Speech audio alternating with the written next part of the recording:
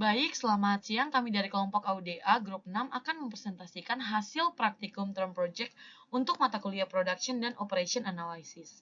Anggota kelompok kami terdiri dari Pak Wildan Ari Priswanto, Pak Hada Nurdiana, Pak Muhammad Farurozi, dan saya sendiri, Dian Astuti Permatasari Aupateau. Proyek ini merupakan studi kasus yang kami kerjakan untuk memahami penerapan konsep perencanaan produksi dan operasi dalam dunia nyata. Fokus kami adalah bagaimana perusahaan dapat mengelola permintaan, kapasitas, dan biaya secara optimal. Selanjutnya pada slide ini saya akan menjelaskan latar belakang dan tujuan dari proyek praktikum kami, di mana studi kasus yang kami gunakan adalah La Familia Bike dengan fokus pada produk Green Bike.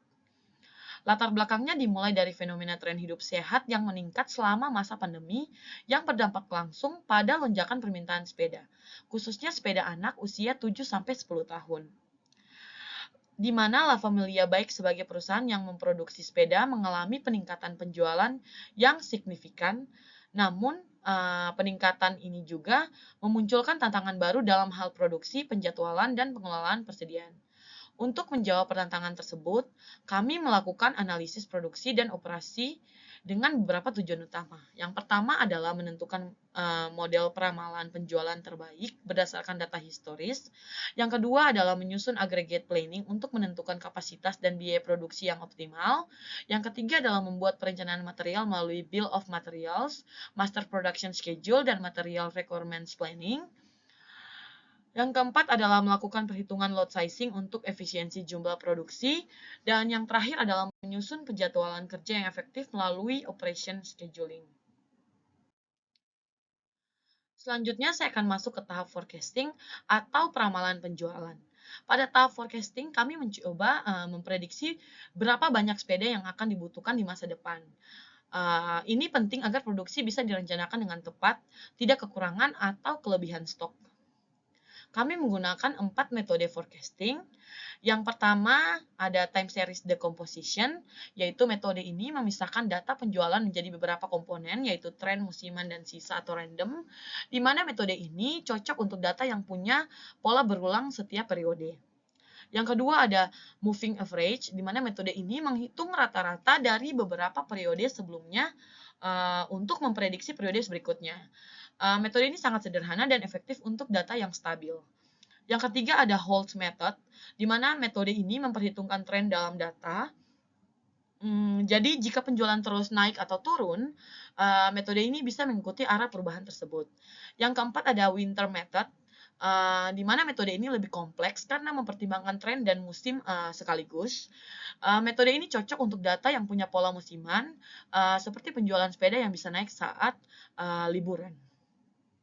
Untuk memilih metode terbaik, kami menggunakan 3 indikator evaluasi. Yang pertama ada mean absolute percentage error, yaitu mengukur seberapa besar kesalahan dalam bentuk persentase. Yang kedua ada mean absolute deviation, yaitu mengukur rata-rata selisih antara nilai aktual dan prediksi. Yang ketiga ada mean square error, yaitu mengukur kesalahan dengan memberi penalti lebih besar pada kesalahan yang besar. Dari hasil perhitungan, kami memilih metode yang memberikan nilai kesalahan paling kecil agar prediksi kami lebih akurat dan bisa digunakan sebagai dasar perencanaan produksi. Dari tabel hasil dapat kita lihat perbandingan 4 metode forecasting berdasarkan 3 indikator yang telah kami pilih di atas. Yang pertama ada time series decomposition, yaitu memiliki mean absolute percentage error sebesar 4,65, lalu mean absolute deviation sebesar 3,11, dan mean square error sekitar 15,6 juta. Selanjutnya ada moving average, sedikit lebih baik dengan mean absolute percentage error dengan nilai 4,05 dan mean square error sebesar 13,1 juta. Selanjutnya ada Holt method, di mana menunjukkan hasil paling baik dengan mean absolute percentage error sebesar 3,18, mean absolute deviation sebesar 2,115, dan mean square error sebesar 6,4 juta. Selanjutnya ada Winter method, yaitu memiliki error paling tinggi dibandingkan Holt, yaitu mean absolute percentage error sebesar 4,34 dan mean square error sebesar 16 juta. Artinya, metode Holtz adalah yang paling akurat karena memiliki nilai error paling kecil di semua indikator. Dengan metode ini, prediksi permintaan sepeda akan lebih mendekati kenyataan sehingga perencanaan produksi bisa lebih efisien. Selanjutnya akan dijelaskan oleh Pak Hada. Aggregate planning digunakan untuk menentukan jumlah produksi, tenaga kerja, dan kapasitas yang optimal agar permintaan dapat terpenuhi dengan biaya minimum. Di sini kami menguji 4 strategi zero inventory, diantaranya zero inventory plan, constant workforce, overtime plus loss of sales, dan overtime plus subkontrak. Dari hasil perhitungan biaya, strategi overtime plus subkontrak paling efisien karena memberikan fleksibilitas tinggi tanpa menambah tenaga kerja tetap. Rencana ini kemudian digunakan untuk menyusun jadwal produksi utama atau Master Production Schedule atau MPS. Data yang digunakan dalam perencanaan agregat mencakup komponen biaya dan kapasitas seperti biaya lembur Rp200.000 per jam, biaya perekrutan pekerja baru Rp770.000 per unit, kemudian biaya memberhentikan pekerja Rp8.120.000 per pekerja, kemudian biaya penyimpanan Rp35.000 per unit per periode. Jumlah pekerja tetap 85 orang, produksi per pekerja 32.764 unit per periode. Data juga memuat jumlah hari kerja setiap bulan setelah hasil forecast permintaan dari Januari sampai Desember 2022. Pada assembly proses, tabel komponen menunjukkan struktur perakitan sepeda dari komponen terkecil seperti grip, brake, dan tire, hingga menjadi produk akhir. Setiap kombinasi seperti SSA1 sama dengan G plus BR atau A1 sama dengan SA1 plus SA2. Menjelaskan bagaimana assembly digabungkan hingga membentuk satu unit sepeda. Kemudian untuk bagian kanan slide menampilkan MPS yang menjabarkan hasil forecasting dan aggregate planning ke dalam rencana produksi bulanan. Parameter pentingnya antara lain lead time sama dengan 1 minggu, on hand sama dengan 500 unit, lot size 1 unit, dan safety stock 8.750 unit. Nilai-nilai ini memastikan setiap periode produksi memiliki waktu tunggu, stok awal, dan stok pengaman yang memadai. Untuk diagram assembly tree memperlihatkan hubungan antar komponen dari level paling bawah hingga produk akhir. Sedangkan bill of material atau BOM merinci setiap bahan, jumlah, dan waktu siklus perakitan. Kedua data ini menjadi dasar bagi proses material requirement planning atau MRP berikutnya. Pada slide ini ditampilkan hasil dari assembly proses untuk produk sepeda La Familia Bike. Di bagian kiri terdapat assembly chart yang memperlihatkan alur perakitan sepeda dari komponen dasar hingga menjadi produk akhir. Setiap lingkaran menunjukkan proses penggabungan, misalnya grip dan brake dirakit menjadi sub assembly 1 atau SSA1. Kemudian drive dan wheel membentuk SSA2. Komponen seperti body, saddle, dan pedal kemudian digabung menjadi sub assembly. Hasil beberapa sub-assembly seperti SA1, SA2, dan SA3 kemudian digabung menjadi assembly 1 atau A1 hingga akhirnya membentuk produk akhir di level tertinggi. Di bagian tengah adalah produk structure tree atau product breakdown structure yang menjelaskan hubungan hierarkis antara komponen. Di level 0 terdapat finish product, yaitu sepeda utuh. Level 1 sampai 2 berisi bagian utama seperti A1, A2, dan A3. Level lebih bawah 3 sampai 6 berisi bagian kecil seperti pedal, chainstay, rim, spokes, dan tire. Diagram ini membantu perusahaan mengetahui urutan proses komponen mana yang bisa dirakit bersamaan, serta bagian mana yang menjadi ketergantungan utama. Di bagian kanan terdapat tabel Bill of Material atau BOM yang memuat rinci data setiap komponen. Tabel ini memiliki kolom komponen number, kode, description, quantity, dan units. Contoh komponen grip dan brake masing-masing memiliki jumlah 1 unit, sedangkan komponen seperti spokes membutuhkan 30 piece untuk 1 unit sepeda. Secara keseluruhan terdapat 22 komponen yang tersusun dalam 6 level perakitan, mulai dari komponen terkecil hingga sepeda utuh. Hasil dari assembly proses dan BOM ini menjadi dasar bagi tahap berikutnya, yaitu Material Requirement Planning atau MRP, untuk menghitung kebutuhan material dan waktu pemesanan bahan secara tepat agar proses produksi berjalan efisien. Untuk hasil MPS final menunjukkan fluktuasi jumlah produksi mengikuti pola permintaan, di mana produksi sebesar 48.000 unit pada Januari turun di bulan Maret sekitar 36.000 unit, lalu meningkat kembali hingga 50.000 unit di bulan Desember. Dengan demikian, jadwal produksi sudah disesuaikan dengan kebutuhan pasar dan kapasitas perusahaan secara efisien. Next yaitu Material Requirement Planning atau kita singkat MRP. Berfungsi untuk menentukan berapa banyak bahan baku yang dibutuhkan, kapan harus diproduksi, dan kapan harus dipesan agar produksi berjalan efisien. Nah, dalam perhitungan MRP ini kami menggunakan beberapa parameter yaitu nilai demand, lead time, setup cost, holding cost, dan lot size untuk tiap komponennya yang dapat kita ambil di studi kasus La Familia Baik.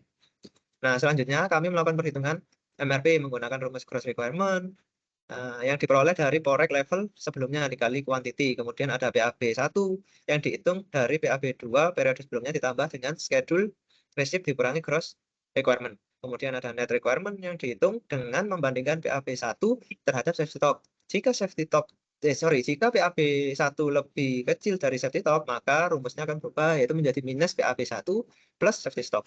Kemudian untuk korek didapatkan dari round up net requirement dibagi dengan lot size dan kemudian dikalikan dengan lot size. Untuk yang terakhir yaitu porel dicari dari porek yang digeser sesuai dengan lead time. Dari rumus berikut ditemukan hasil berikut, total hasil berikut. Nah, pada proses ini harus dilakukan berulang untuk setiap komponen dan periode dari level yang paling atas hingga komponen paling bawah. Dari sini kita memperoleh rencana kebutuhan material secara menyeluruh yang menjadi dasar analisa selanjutnya, yaitu penentuan ukuran lot sizing. Nah, pada lot sizing itu sendiri, yaitu kita menggunakan data dari MRP sebelumnya. Di lot sizing ada 4 metode perhitungannya. Yang pertama yaitu silver meal heuristic, yaitu tujuannya untuk mencari titik di mana biaya rata-rata per periode mulai meningkat. Selanjutnya part period balancing, yaitu untuk mencari titik keseimbangan antara biaya simpan dan biaya pesan. Selanjutnya yaitu ada list unit cost, yaitu mencari biaya total per unit yang paling rendah. Dan terakhir ada Wagner-Wittin, ya ini metode yang paling kompleks karena menghitung semua kemungkinan kombinasi periode untuk menentukan total biaya minimum. Jadi dari seluruh metode yang kami uji ini hasilnya konsisten. Setiap metode menunjukkan bahwa biaya minimum tercapai bila perusahaan memproduksi setiap bulan tanpa menggabungkan permintaan antar periode. Nah, berikut ini adalah hasil yang kami dapat dari lot sizing, yaitu yang kita lihat di expected revenue, di mana expected profit ditambah dengan overtime atau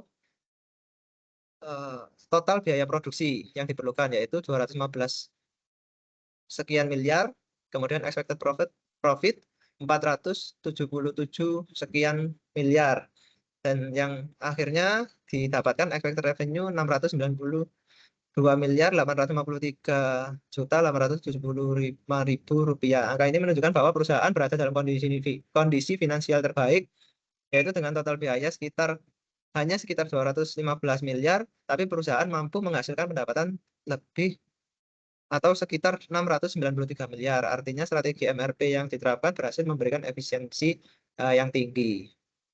Selanjutnya dilanjutkan oleh rekan saya, yaitu Mas Wildan.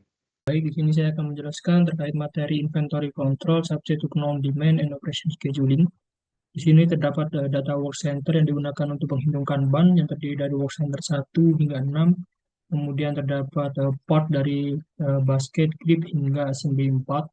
Kemudian terdapat container capacity dalam setiap komponen. Kemudian terdapat lead time dari mulai process time, delay time, hingga move time. Kemudian terdapat nilai expected lead time sebesar 0,75, kemudian finished good demand ini sebesar 192 unit.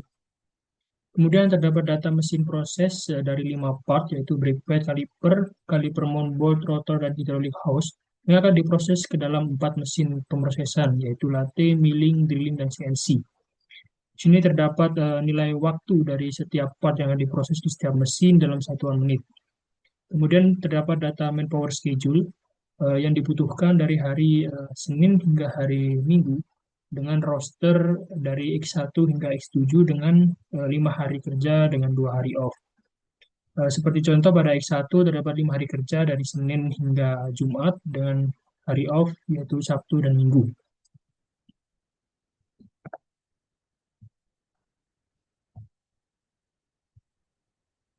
Dan terdapat nilai hasil Kanban yang dihitung seperti nilai L yang dihitung dari penjumlahan proses time, delay time, dan move time. Kemudian nilai D yang dihitung dari finished good demand dikali part dibagi expected lead time.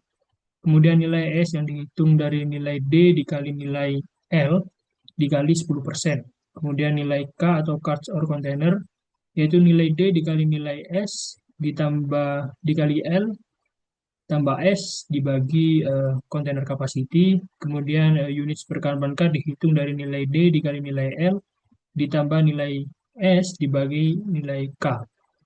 Kemudian terdapat maximum inventory unit dari nilai D dikali nilai L ditambah nilai S. Kemudian terdapat hasil mesin scheduling yang menggunakan algoritma CDS, Campbell, Dudek, and Smith. Terdapat 3 step dengan 6 pola, yaitu perhitungan dari mesin 1 dan mesin 4, step 2 mesin 1 tambah 2, dan mesin 3 tambah 4, kemudian step 3 mesin 1 tambah 2 tambah 3, dengan mesin 2 tambah 3 tambah 4. Kemudian terdapat hasil Gantt chart dari perhitungan 6 pola tadi, dengan didapat bahwa step 2 dengan penggabungan 2 mesin, yaitu mesin 1 dan 2, latih dan milling, kemudian mesin 3 dan 4, yaitu drilling dan CNC, memiliki mix span yang paling kecil, yaitu 38 menit. Kemudian hasil manpower scheduling dihitung menggunakan bantuan software Lingo, didapatkan bahwa nilai roster X1 hingga X7 didapatkan bahwa roster X1 yang off harus 9 orang, kemudian X2 15 orang, X3 11 orang, X4 9 orang, X5 21 orang, X6 7 orang, dan X7 13 orang. Kemudian didapatkan data lava familiar capabilities dengan optimal solution tadi, yaitu step 2, dia pemrosesan dimulai dari caliper mount bolt, kemudian hydraulic hose, kemudian brake pad, kemudian rotor dan kaliper. Didapatkan bahwa mesin idle time sebesar 35 menit dengan satu produk menghasilkan waktu 38 menit pemrosesan dengan working hour pekerja 8 jam atau 480 menit. Kemudian didapatkan bahwa ketika kita memulai pemrosesan dengan menunggu satu produk selesai, maka akan didapatkan dalam satu hari itu 12 unit. Kemudian di bawahnya, apabila kita tidak perlu menunggu atau overlapping, yaitu kita bisa dalam satu hari mendapatkan 19 unit. Kemudian didapatkan juga mesin idle time dalam satu hari sebesar 84 menit. Kemudian hasil lava familiar capabilities dihitung dari terdapat 2 bagian, yaitu start when one product finish dengan start while the production before ongoing. Didapatkan bahwa production capabilities masih jauh ya dari kedua tabel dari nilai safety stock, sehingga perlu dilakukan adanya analisa lebih lanjut. Production capability ini dihitung dari number of finished good in one day dikali dengan number of working days. Kemudian pada bagian kesimpulan dan saran, yang pertama yaitu perhitungan forecasting menggunakan metode Hodge karena memiliki nilai MAP, MA, dan MSC paling kecil. Kemudian perhitungan aggregate planning menunjukkan bahwa metode produksi overtime dan subcontract akan memberikan biaya paling minim. Perhitungan bill of material, master production scheduling dengan material requirement planning sangat penting karena untuk dilakukan analisa biaya lot sizing sehingga dapat menentukan biaya paling minimum.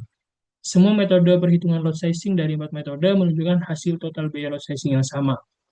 Nilai profit perusahaan La Familia Bag sebesar 477.287.287.380 rupiah yang didapat dari expected revenue sebesar 692.853.875.000 dikurangi biaya operasional sebesar 215.358.587.620 rupiah. Kemudian Kanban dapat berfungsi dalam mengendalikan aliran material agar dapat sesuai kebutuhan produksi sehingga tidak menumpuk. Kemudian operation scheduling dapat membantu perusahaan dalam mengatur jadwal operasi mesin berdasarkan waktu pemrosesan dan jadwal pengatur pekerja dan manpower agar berjalan secara efisien dan efektif. Kapabilitas dari keempat mesin pemrosesan ini menunjukkan bahwa masih tidak dapat mencapai nilai safety stock sehingga perlu dilakukan analisa apakah terdapat bottleneck pada mesin sehingga perlunya ditambahkan kapasitas dari mesin produksi. Sekian dari kelompok kami, terima kasih.